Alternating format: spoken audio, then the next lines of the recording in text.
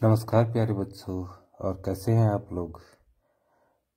Uttarakhand police constable भर्ती एवं अन्य प्रतियोगी परीक्षाओं के लिए महत्वपूर्ण प्रश्नों की अगली सीरीज में मेरा वीडियो आपके सामने प्रस्तुत है बच्चों। तो हम आज शुरुआत करते हैं अपनी नई वीडियो की। लेकिन अगर आपने अभी तक मेरे चैनल को लाइक, सब्सक्राइब, कमेंट या शेयर नहीं किया तो कृपया करने का कष्ट करेंगे। तो अब हम आगे चलते हैं बच्चों। पहला प्रश्न है, उत्तराखंड के किस क्षेत्र या स्थान को मनुष्यों के आदि पूर्वज मनु का निवास स्थान बताया गया है। तो बच्चों इसमें ऑप्शन है अलकापुरी, गोविशाण, कालूडांडा या वीरभद्र। बच्चों मनु कौन थे? मनु जो थे बच्चों, ये हमारे सनातन धर्म के अनुसार संसार के पहले पुरुष थे। और ये कहाँ रहते थे, निवास करते थे? ये करते थे अलकापुरी में। कहाँ करते थे? अलकापुरी में। ये अलकापुरी जो है हिंदू धर्म की एक पौराणिक नगरी थी, जो किसके लिए? यक्षों, गंधर्वों और धन के देवता कुबेर की नगरी भी इसे माना जाता था। और कहाँ है अलकापुरी? यह है हिमालय में कैलाश पर्वत के पास अलकनंदा नदी के किनारे स्थित है बच्चों। तो इसका सही विकल्प हो गया अलकापुरी। चलते हैं अपने दूसरे प्रश्न में। दूसरा प्रश्न है बच्चों, गढ़वाल क्षेत्र में किस स्थान पर वशिष्ठ गुफा, वशिष्ठ कुंड व वशिष्ठ आश्रम स्थित है? तो बच्चों गढ़वाल क्षेत्र में कहाँ पर है? ये ऋषि वशिष्ठ थे ना, तो उनकी गुफा, वशिष्ठ गुफा, जहाँ वो निवास करते थे, वशिष्ठ कुंड और वशिष्ठ आश्रम, ये तीनों कहाँ थे? ये सही उत्तर है इसका मृगतुंग में। कहाँ है बच्चों? केदारनाथ के पास है मृगतुंग। केदारनाथ को ही बल्कि जो है मृगतुंग के नाम से जाना जाता था। यद्यपि जो है जो वशिष्ठ गुफा है एक यहाँ ऋषिकेश में भी है, लेकिन मृगतुंग यहाँ पर क्योंकि ऋषिकेश नाम नहीं है और ये तीनों दे दिए गए हैं, वशिष्ठ गुफा, वशिष्ठ कुंड और वशिष्ठ आश्रम। तो ये कहाँ थे? ये थे मृगतुंग आश्रम में बच्चों। तो अब जो है हम आगे बढ़ते हैं अपने प्रश्न में। तीसरा सवाल है बच्चों हमारा कि स्कंद पुराण में गढ़वाल क्षेत्र का वर्णन किस खंड के अंतर्गत आता है? स्कंद पुराण में बच्चों, पुराण होते हैं ना, 18 पुराण है, जैसे क्या क्या ब्रह्म पुराण है, गरुड़ पुराण होते हैं, शिव पुराण है, विष्णु पुराण है और स्कंद पुराण है। तो जो स्कंद पुराण है बच्चों, उसमें गढ़वाल क्षेत्र को का वर्णन किस खंड के अंतर्गत आता है? वो आता है हमारा किस खंड के अंदर? केदार खंड। किसके अंदर आता है? केदार खंड। यानी कि गढ़वाल क्षेत्र को केदार खंड भी कहा जाता था बच्चों। ठीक है। और अगर ये कुमाऊं की बात आती तो कुमाऊं को कौन सा कहा जाता? मानस खंड। इसको कुमाऊं क्षेत्र को कहा जाता है ये। ठीक है, ये ध्यान रखना बच्चों। कभी आ सकता है कि मानस खंड किसे कहा जाता था या कुमाऊं क्षेत्र को क्या कहा जाता था? तो मानस खंड। और गढ़वाल क्षेत्र को केदार खंड। गढ़वाल क्षेत्र को केदार खंड बच्चों। तो ये हमारा प्रश्न ये भी हो गया। अब हम पहुंचते हैं अपने अगले प्रश्न में। अगला प्रश्न है बच्चों, कालिदास ने अभिज्ञान शाकुंतलम की रचना पौड़ी स्थित कण्वाश्रम में की थी। यह किस नदी के तट पर स्थित है? ठीक है बच्चों, दो चीजें हैं। एक तो है कि अभिज्ञान शाकुंतलम। ये अभिज्ञान शाकुंतलम क्या था बच्चों? ये महाकवि कालिदास ने जो है दास द्वारा रचित क्या था? एक बहुत प्रख्यात या विख्यात नाटक था, जिसके अनेकों संस्करण निकाले गए हैं अलग अलग भाषाओं में, और जिसमें एक राजा दुष्यंत और शकुंतला जो है इसमें मुख्य पात्र थे। तो ये इन्हें महर्षि कालिदास ने या महाकवि कालिदास ने लिखी थी। कहाँ लिखी थी? कण्व आश्रम में। कहाँ? कण्व आश्रम में। तो कण्व आश्रम, यह कण्व आश्रम जो है किस नदी, कौन से नदी के तट पर स्थित है? मालिनी नदी के तट पर स्थित है बच्चों। कहाँ है? मालिनी नदी के तट पर। मालिनी नदी कहाँ है? मालिनी नदी गंगा नदी की एक सहायक नदी है बच्चों। ठीक है, तो कभी कभी सवाल ये भी आ जाता है कि कण्व आश्रम किस नदी के तट पर स्थित है, तो वहां पर भी आ जाएगा हमारा कौन सा? मालिनी नदी के तट पर स्थित है। तो अगले प्रश्न में पहुंच चलते हैं बच्चों। 5वां प्रश्न है हमारा, उत्तराखंड के लिए उत्तर कुरु शब्द का प्रयोग किस ब्राह्मण ग्रंथ में किया गया है? ठीक है, तो बच्चों उत्तर कुरु शब्द का वर्णन जो है ब्राह्मण ग्रंथ में किया गया है। ये गोपद ब्राह्मण है, पंचविश ब्राह्मण है, ऐत्रेय ब्राह्मण है, कौशिकी ब्राह्मण है। तो इसमें ऐत्रेय ब्राह्मण सही विकल्प है हमारा बच्चों। ठीक है, तो उत्तर कुरु शब्द का प्रयोग किया है ऐत्रेय ब्राह्मण में। किसके लिए? उत्तराखंड राज्य को उत्तर कुरु शब्द के नाम से संबोधित किया गया है। अगले प्रश्न में चलते हैं बच्चों। अगला प्रश्न है कि राजा रुद्रचंद द्वारा रामशिला मंदिर की स्थापना कब कराई गई? ठीक है बच्चों, राजा रुद्रचंद द्वारा रामशिला मंदिर की स्थापना कब कराई गई? तो बच्चों जब उत्तराखंड में जो था चंद वंश के राजाओं का शासन था, आप लोग जानते हो कि चंद राजाओं का शासन था, तो अल्मोड़ा में जो है राजा रुद्रचंद द्वारा यहाँ रामशिला मंदिर की स्थापना की गई थी। ठीक है, अगर प्रश्न आता है रामशिला मंदिर की स्थापना किसने की, तो राजा रुद्रचंद ने की। ठीक है, और कब कराई आया है, तो कब कराई थी ये? 1588 में बच्चों। सही विकल्प है 1588 में। अगले प्रश्न में चलते हैं बच्चों। अगला प्रश्न है, चंद शासन काल में अल्मोड़ा को किस नाम से पुकारा जाता था? बच्चों चंद शासन काल में अल्मोड़ा को आलमपुर या फिर राजपुर, दो नामों से जाना जाता था। तो यहाँ पर राजपुर है, तो ये हमारा सही विकल्प है। क्या है? राजपुर। अगला सवाल हमारा है बच्चों 8वां कि मलारी गांव में वर्ष 2002 में किस विश्वविद्यालय के शोधकर्ताओं द्वारा प्रागैतिहासिक कालीन साक्ष्य यानी कि मिट्टी के बर्तन, नर कंकाल, जानवरों के अंग आदि खोजे गए हैं? ठीक है बच्चों, तो हम यहाँ पर बात कर रहे थे। तो प्रागैतिहासिक, पहली चीज है कि प्रागैतिहासिक काल क्या होता है बच्चों? प्रागैतिहासिक काल क्या होता है? प्रागैतिहासिक काल ऐसा काल है जिसका हमारे पास कोई लिखित साक्ष्य नहीं है, कि लिखित साक्ष्य में हमें उसके बारे में कोई जानकारी नहीं मिलती कि यहाँ क्या होता था, कैसा होता था।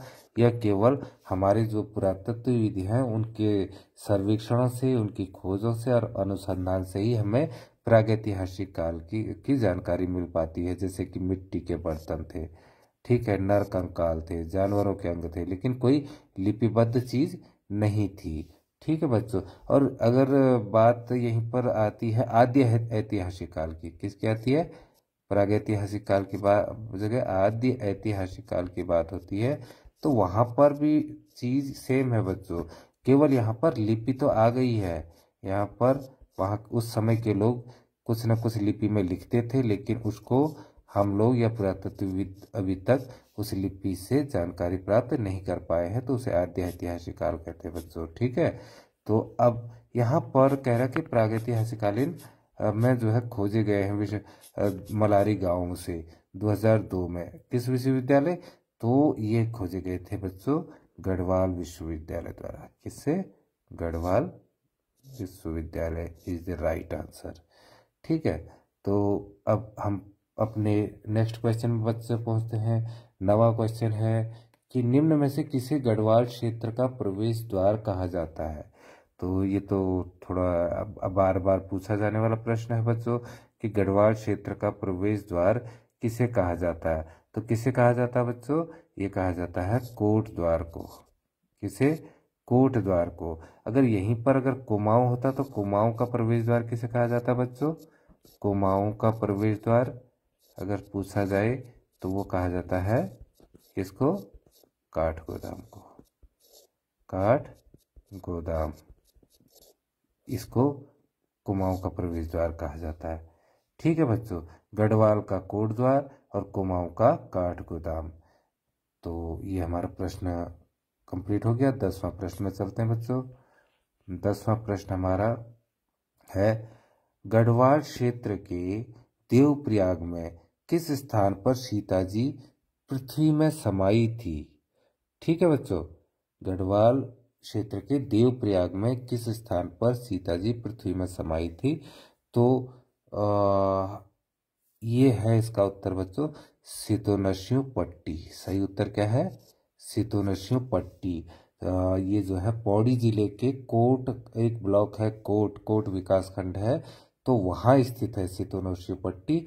और एक मान्यता है वहाँ के बच्चों की जब सीता जी यहाँ पर वनवास के दौरान रह रही थी तो एक दिन कांटेदार झाड़ी में उनका कपड़ा साड़ी वगैरह कुछ फंस गई थी। तो तब से मान्यता ये है कि यहाँ झाड़ियाँ ही नहीं उगती हैं। कहाँ, सितोनस्यू पट्टी में बच्चों। और यहाँ पर एक प्रसिद्ध मेला भी लगता है, उसका नाम होता है मनसार। मनसार नाम का एक प्रसिद्ध मेला भी लगता है यहाँ।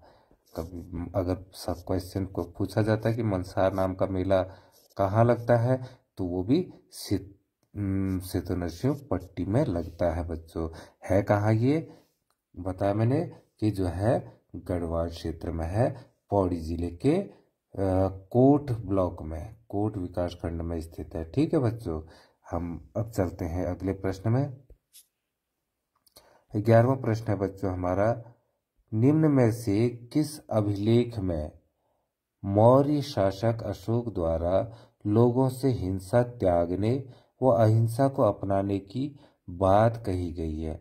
तो ये क्वेश्चन इंपॉर्टेंट भी है, आपने पढ़ा भी होगा, सुना भी होगा बच्चों कि जो कालसी अभिलेख था उसमें ही जो है अशोक ने क्या लिखा है, कलिंग के युद्ध के बाद जो है जब कलिंग युद्ध से वापस आया तो तभी उन्होंने कालसी अभिलेख लिखा। तो उसमें किसकी बात की गई उनने कि हिंसा को त्यागने वो अहिंसा को अपनाने की बात कही थी। और लास्ट में जो है बौद्ध धर्म भी, बौद्ध धर्म अपनाया था अशोक ने। ठीक है बच्चों, तो अब हम चलते हैं अगले सवाल में। 12वां प्रश्न है हमारा कि उत्तराखंड के किस नगर को गेरुए रंग की संस्कृति सभ्यता का नगर कहा गया है। गेरुए नगर की बच्चों, गेरुए रंग की संस्कृति सभ्यता कहा गया, तो वो कहा गया है हरिद्वार को। ठीक है, तो राइट आंसर है हरिद्वार बच्चों। ठीक, अब हम अपने 13वें प्रश्न में चलते हैं। 13वां प्रश्न बच्चों, कुमाऊं क्षेत्र के अल्मोड़ा स्थित किस स्थान से यक्षों के निवास के साक्ष्य मिले हैं। ठीक है, तो यक्ष गंधर्व वगैरह जो है ये होते थे पहले। तो बच्चों यक्षों के साक्ष्य, यक्षियों की निवास मतलब यक्ष जहाँ रहते थे। ठीक है, जैसे कि महाभारत में युधिष्ठिर को जो है जब चारों पांडव मारे गए थे, पानी से प्यास व्याकुल थे और पानी पी करके स्वर्ग सिधार गए थे, तो वहाँ पर भी युधिष्ठिर को जो यक्ष मिले थे उसी प्रकार के होते हैं यक्ष।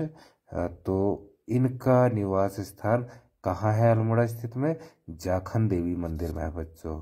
कहाँ, जाखन देवी मंदिर अल्मोड़ा मार्केट से थोड़ा इधर ही है।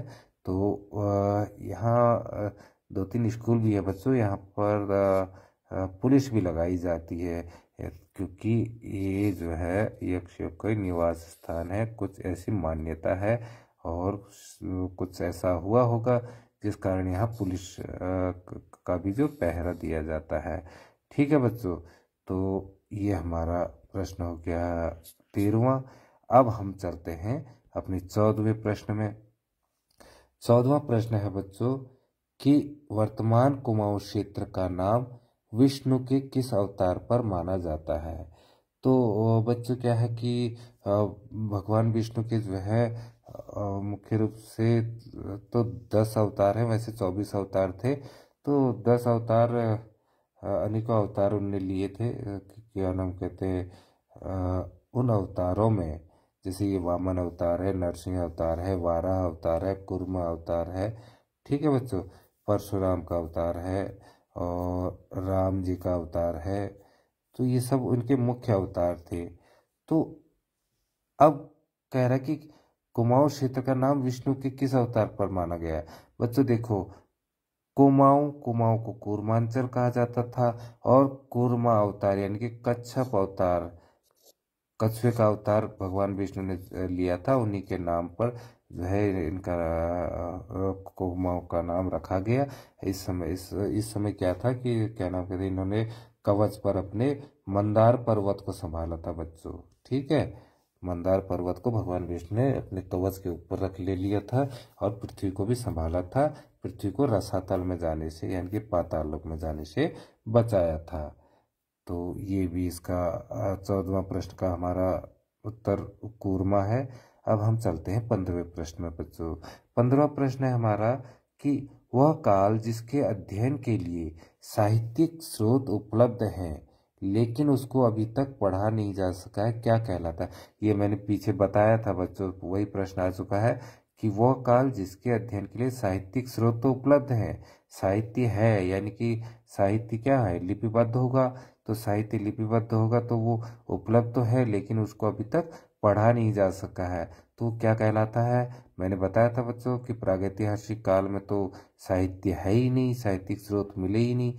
तो और दूसरी कहा था मैंने आद्य ऐतिहासिक काल, तो आद्य ऐतिहासिक काल, ठीक है, ये इसका सही उत्तर हो गया बच्चों। यहाँ के बाद हम अगले प्रश्न में चलते हैं। हमारा प्रश्न है 16वां प्रश्न। तो वो क्या है, केदारनाथ को प्राचीन ग्रंथों में किस नाम से संबोधित किया गया है। तो मैंने अभी बताया था बच्चों, मृगतुंग जो है, मृगतुंग की बात की गई थी कि केदारनाथ को ही मृगतुंग कहा जाता है करके। तो यहाँ पर केदार आ गया है मृगतुंग, देखिए सही उत्तर आ गया मृगतुंग बच्चों, ठीक है। ये क्या केदार घाटी में ही स्थित है। अगला प्रश्न 17वां, निम्न में से किस स्थान से राजकुमारी ईश्वरा का शिलालेख प्राप्त हुआ। शिलालेख क्या होता है बच्चों, शिला माने पत्थर, पत्थर पर लिखा हुआ लेख, पत्थर पर लिखा लेख, ठीक है। पत्थर पर जो लेख होता है उसको हम शिलालेख कहते हैं। जैसे शैल चित्र थे चट्टानों पर, हम पिछले वीडियो में बात की थी कि शैल चित्र चट्टानों पर बने हुए चित्रों को कहते हैं, वैसे शिलालेख होते हैं। तो पत्थरों पर लिखे गए लेखों को हम शिलालेख कहते हैं बच्चों। तो राजकुमारी ईश्वरा जो थी उसका शिलालेख प्राप्त हुआ है, जिसके अनुसार क्या है, यमुना उपत्यका में यादवों का राज्य था। उनके अनुसार यमुना उपत्यका में यादवों का राज्य था। तो रानी ईश्वरा जो थी बच्चों, वो सिंहपुर की रानी थी और जिसने ये शिलालेख जो लिखा था वो अपने पति चंद्रगुप्त, जो कि उस समय जालंधर के नरेश हुआ करते थे, नरेश माने राजा हुआ करते थे।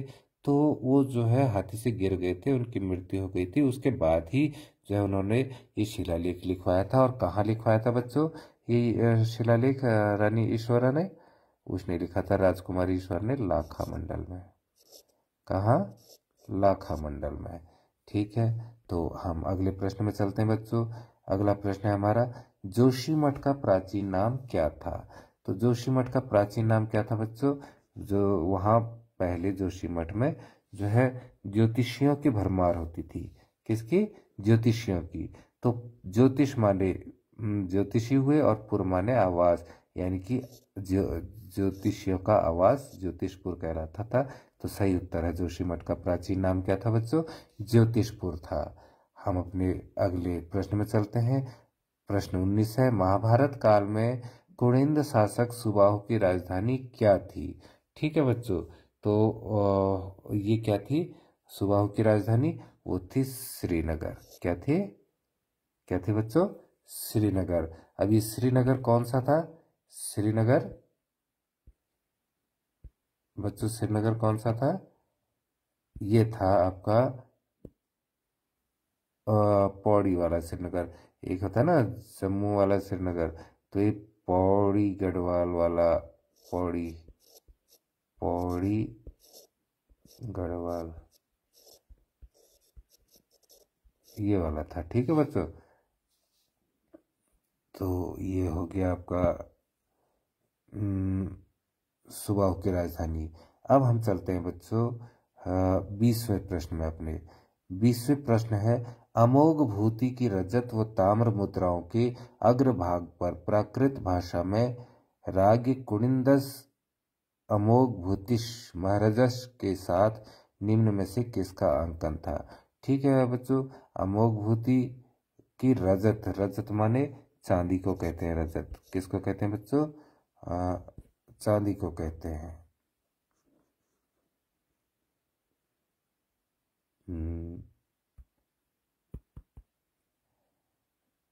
रजत जो है वो कहते हैं चांदी को बच्चों। ठीक है, तो और तांबे को कहते हैं, आप जानते हो। तो इनकी जो मुद्राएं थी, ये तो मुद्रा का अग्रभाग यानी कि आगे के भाग पर प्राकृत भाषा में लिखा हुआ था बच्चों कि राग कुनिंदस अमोघ भूतिश महाराजस के साथ। ठीक है, अमोघ भूति जो महाराज है, तो ये संस्कृत का यह श्लोक संस्कृत में लिखा गया वाक्य है। तो इसमें किसका अंकन था? इसमें था देवी तथा मृग का। सही उत्तर क्या है हमारा बच्चों? वह है देवी तथा मृग। देवी तथा मृग, ये जो है इसका सही उत्तर है बच्चों।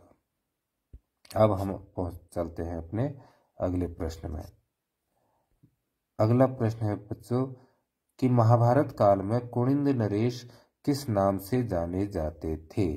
ठीक है बच्चों, तो कुनिंद नरेश जो है वो किस नाम से जाने जाते थे? द्विजश्रेष्ठ।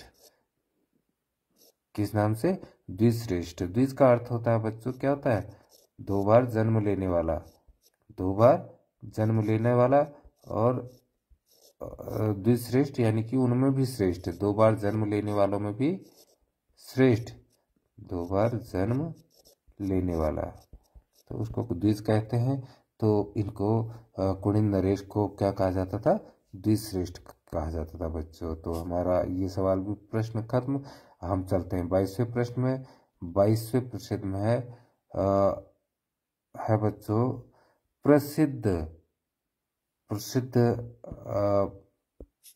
भूगोलविद टॉलमी ने दूसरी शताब्दी ईस्वी व्यास गंगा व यमुना के ऊपरी क्षेत्र में किस जाति के वास का उल्लेख किया है? तो ये प्रसिद्ध भूगोलविद हैं बच्चों टॉलमी जी। तो इन्होंने व्यास गंगा व यमुना, ठीक, इन नदी के ऊपरी क्षेत्र में किस जाति के वास का उल्लेख किया है? तो ये भी किया था हमारा कुनिंद। ये सही उत्तर हो गया कुनिंद बच्चों। ठीक है, कुनिंद जाति का किया था। अब हम 23वें प्रश्न में चलते हैं। कुनिंद वंश का सबसे शक्तिशाली शासक कौन था बच्चों? अभी हमने बात भी की थी, ये आपने यहाँ पर हमने इनकी बात की थी कि जो है उसमें क्या लिखा था? राज्ञ कुनिंदस अमोघ भूतिश महाराजस। ठीक है, तो ये ताम्र और जो है रजत मुद्राओं में जो है इनका वो होता था। तो ये बहुत ही शक्तिशाली राजा थे हाँ हमारे। तो इनका सही उत्तर हो गया हमारा कौन सा बच्चों? अमोघ भूति। सबसे शक्तिशाली शासक कौन सा हो गया? अमोघ भूति। अगले प्रश्न में चलते हैं अपने। तो हमारा अगला प्रश्न है बच्चों कालसी अभिलेख में उत्तराखंड के लिए किस शब्द का प्रयोग किया गया है? तो अनेक कालों में अलग अलग नाम से उत्तराखंड को जाना गया है। तो ये कालसी अभिलेख जो कि सम्राट अशोक ने लिखवाया था, तो इसमें इनका नाम उत्तराखंड को अपरांत नाम से जाना जाता है बच्चों। ठीक है, तो ये अब बस सही उत्तर हो गया। अब हम आज का हमारा अंतिम प्रश्न बच्चों कि कालसी अभिलेख किस वंश से संबंधित है। अभी मैंने बताया था यहाँ पर कि अशोक ने लिखवाया था। अशोक कहाँ का शासक था? अशोक किस वंश का था बच्चों? अशोक था मौर्य वंश का। तो सही उत्तर है अशोक मौर्य यानी कि मौर्य वंश। तो कालसी अभिलेख भी किससे संबंधित है? मौर्य वंश से संबंधित है। तो इसके साथ ही हमारा आज का वीडियो समाप्त होता है बच्चों। और अगर वीडियो आपको अच्छा लगा तो प्लीज़, मैंने ऊपर लिखा भी है, कृपया लाइक कर दें, सब्सक्राइब करें, कमेंट करें और शेयर करें। आज का वीडियो यहीं पर समाप्त करते हैं बच्चों। आपका दिन मंगलमय हो। धन्यवाद। Bye bye.